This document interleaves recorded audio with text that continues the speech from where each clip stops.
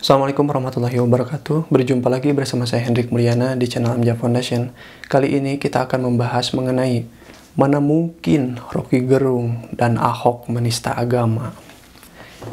Yang pertama tentang Ahok. Ahok itu pernah menghadiahi umroh kepada marbot masjid. Kemudian Ahok pernah bangun masjid. Kemudian Ahok juga dekat dengan Gus Dur. Kita bisa artikan bahwasanya Ahok itu dekat dengan Islam.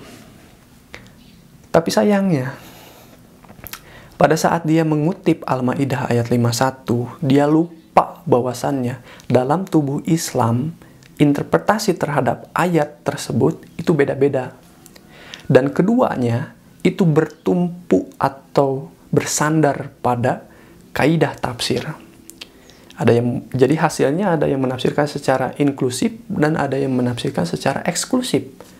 Nah, itulah yang dilupakan oleh Ahok. Sebenarnya kita harus merangkul beragam interpretasi, bukan memberangus salah satunya atau memframing salah satu interpretasi dari Islam itu ada yang buruk. Nah, itu yang salah sebagai negarawan. Oleh karena itu, framing dibohongi dan dibodohi itu muncul. Kemudian, sikap seorang negarawan harusnya mengutip kepada ayat konstitusi, bukan mengutip Al-Maidah, apalagi kapasitas dia sebagai Kristen. Kemudian, pada saat menafsirkan Al-Maidah, dia lupa soal perbedaan interpretasi di tubuh Islam. Tapi, dia juga sudah menyadari hal tersebut dan meminta maaf. Semoga dia terus mengingat perkataannya itu sendiri ya. Nah, kemudian soal kalimat dibodohi dan dibohongi. Ada nasihat dari istri Gus Dur. Menyatakan seperti ini. Pemimpin itu harus bisa menjaga, mengendalikan emosi dan juga berkata dengan lemah lembut seperti itu. Nah, jika Ahok sudah keluar, kita tahu bahwasanya dia pernah baik ke orang Islam. Tapi kita juga tahu dia juga kepleset omongan. Karena dia sebagai negarawan malah mengutip dalil ayat kitab suci, bukan ayat konstitusi. Itu kesalahannya. Tapi pertanyaan muncul, mana mungkin sih Ahok itu pembenci atau menista agama Islam, contohnya seperti itu. Nah, dari sini akan terus melahirkan pandangan-pandangan baru, sehingga nanti ada atmosfer baru dalam demokrasi, bahwasanya kita itu ya cukup saja mengutip ayat konstitusi dalam sistem demokrasi ini sendiri. Nah, seperti itu. Kemudian mengenai Roky Gerung, saya juga bertanya, mana mungkin Roky Gerung membenci agama? Yang pertama, ada ungkapan atau banyak komentar yang menyatakan, ya pantaslah Roky Gerung itu ateis. Nah, kita akan bahas, apakah Roky Gerung ini ateis? Pertama, dia mengatakan ruang paling bebas di alam semesta ini adalah ruang kelas. Dan pada saat dia berada di ILC, dia juga menganggap ini juga sebagai ruang debat. Artinya segala hal yang keluar dari ruang debat tersebut, itu bisa dipertanggungjawabkan secara argumentasi. Oleh karena itu, dia menyinggung soal perbedaan antara fiksi dan fiktif. Karena ini bermula dari ini ya permasalahannya. Kemudian, yang kedua, soal ateisme. Dalam videonya itu ada judul ateisme diizinkan oleh Pancasila. Pasti ini menjadi hal yang polemik gitu.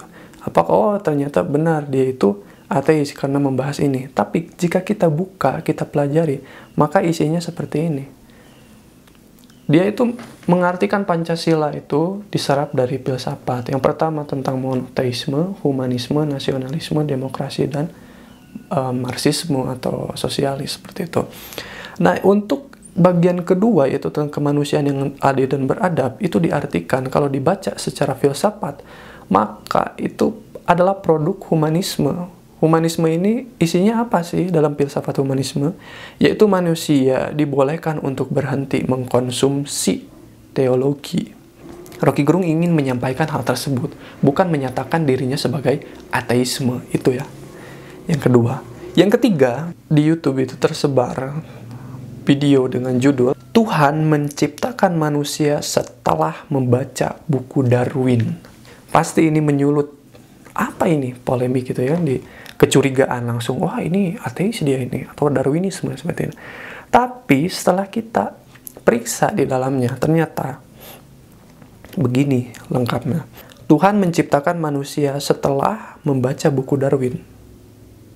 Jelas bukan Tuhan dalam teologi, melainkan Tuhan yang dihasilkan oleh definisi Darwinnya. Yang dimaksud Tuhan oleh Rocky Gerung di sini bukan Tuhan teologi atau Tuhan yang dianut oleh agama-agama, melainkan Tuhan yang dihasilkan oleh definisi Darwinnya, karena ada cara berpikir ilmiah dari Darwinisme ini sendiri yang melahirkan apa ya? Cara berpikir yang perlu dikritik oleh Rocky Gerung, karena mereka menuhankan cara berpikir ilmiah dalam Darwinisme seperti itu. Itulah yang dikritik Rocky Gerung, bukan berarti menyatakan Tuhan agama itu terinspirasi di buku Darwin. Tidak seperti itu. Itu bisa Anda coba tonton lagi. Jangan sampai memframing bahwasanya Rocky Gerung adalah ateis. Tidak seperti itu. Kemudian yang keempat, Rocky Gerung pernah menyatakan seperti ini, karena saya berharap terhadap eskatologi dari kitab suci. Eskatologi itu apa sih?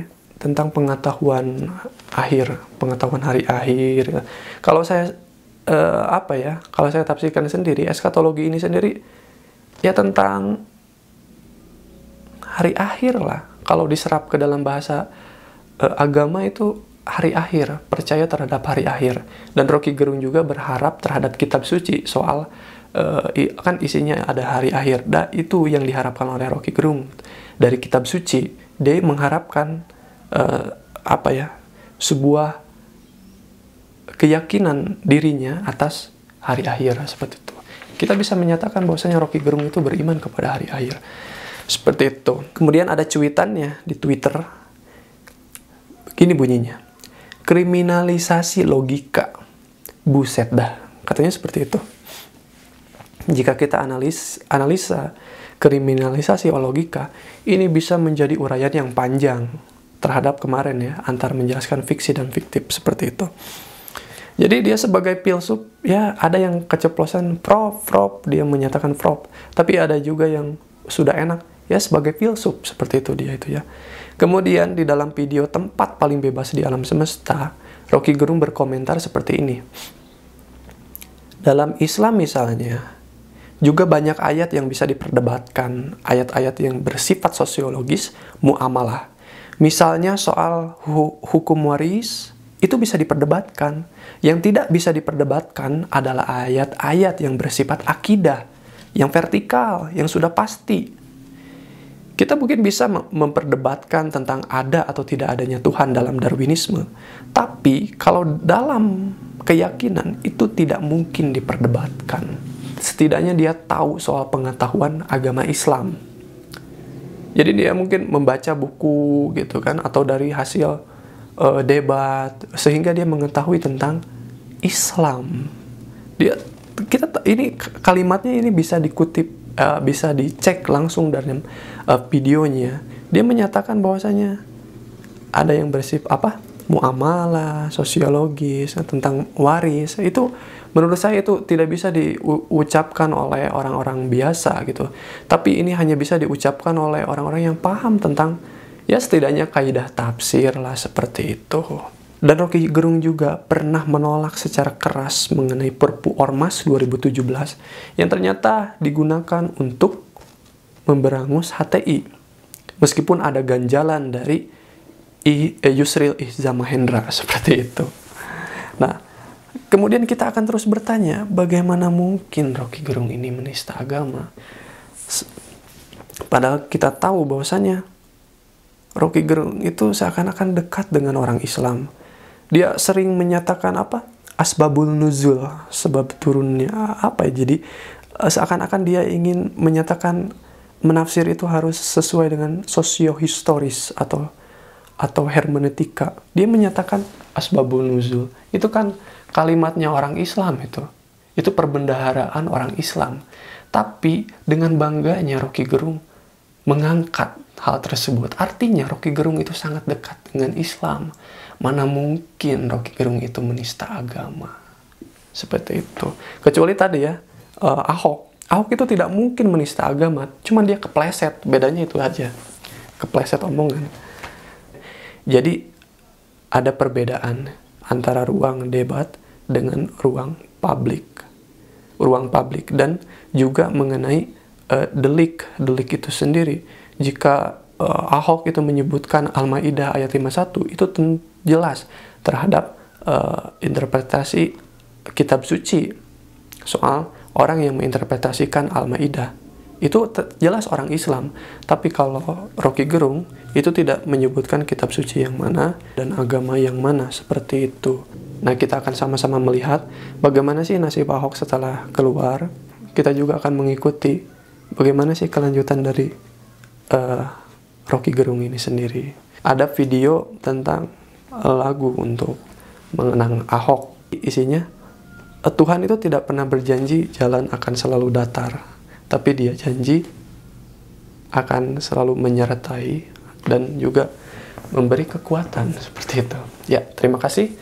Mohon maaf dari saya jika ada kesalahan. Wassalamualaikum warahmatullahi wabarakatuh.